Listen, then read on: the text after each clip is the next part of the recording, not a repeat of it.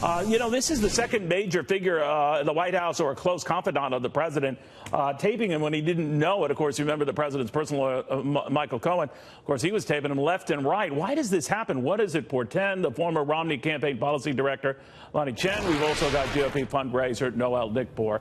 Noel, and with you, what do you think of this? This, I don't want to call it a trend, but it is the second prominent time we have seen proof that the president has been recorded unbeknownst to him.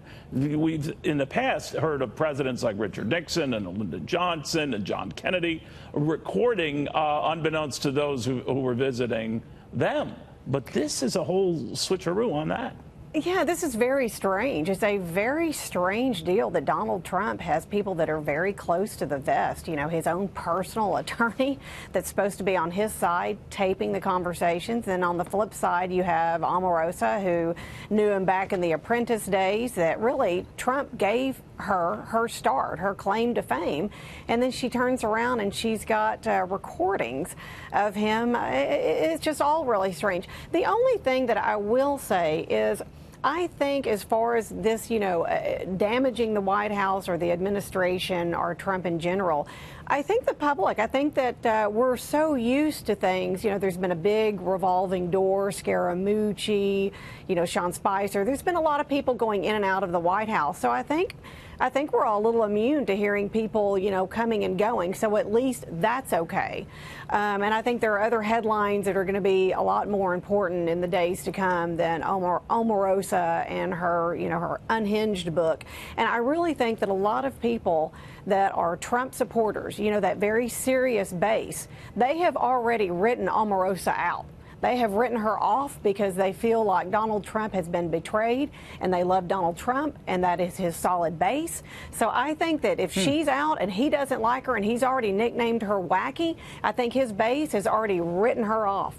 What do you make of it all, though, Lenny? When you see this going on, it does call into question the loyalty the president can enjoy from aides, former aides, what have you. But a lot of them were doing this at a time when they supposedly liked the president. I can understand how fortunes change and all of that, and you fall out of love with someone. But it's weird in that this taping was presumably going on both in Michael Cohen's case and Omarosa's case when they presumably said publicly and exposed to the world that they liked him.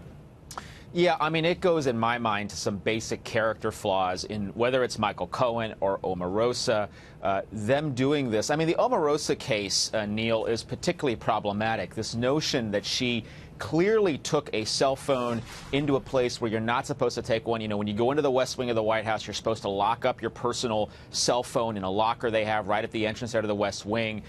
Did she do this with a government cell phone? That's another question, right? That raises other issues as well. So I don't know if it speaks so much to the president as to people here who seem to think it's okay to engage in this kind of behavior with someone who is the president of the United States. And you have to respect the office. You have to have some modicum of respect for the office and the building to not do this. So, this to me is troubling, and I think it speaks more to challenges with these two characters than with anybody else. Well, if it's limited to these two characters, right, Noel? Right. Who knows, Neil? We don't know if other people are going around the administration that Trump's hired or in other committees that are now taping, their superiors or taping people around them. It would be a very difficult atmosphere to be in, not knowing who's on where. I mean, Think about this. You don't know if the friend that you're eating lunch with that works for the White House, if they've got a recorder in their bag. You don't know what's going on. So really, I think you're going to see a lot of people that work for anywhere in the White House, or the administration, or any anywhere, of the committees.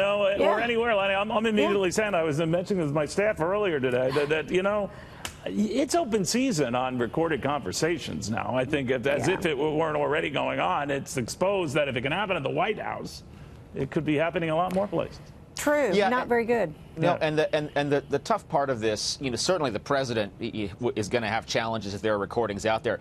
I really feel bad for General Kelly, right, because he is the one in this situation who's kind of caught, and it's his responsibility and his job to manage the White House staff. But That's I absolutely heard right. that exchange, and it didn't sound threatening to me. I mean, but No. What did you make of that? Well, no, look, I mean, the exchange, I thought General Kelly performed in exactly the right way. He said the things that I think are absolutely right. He manages the staff. He's Right. trying to do the best job he can to get rid of a problem staffer in as discreet of a way as he can. But he's got to deal with these situations over and over again. He's being put in a really, really tough position. And frankly, his job is crucially important here. I'm glad to hear he's staying on for a little while longer, Right. but he's under a tremendous amount of pressure. Yeah, I was waiting for a Tony Soprano moment where he says you're going to sleep with the fishes and all that. There was none of that. There was none of that. Guys, thank you both very, very much.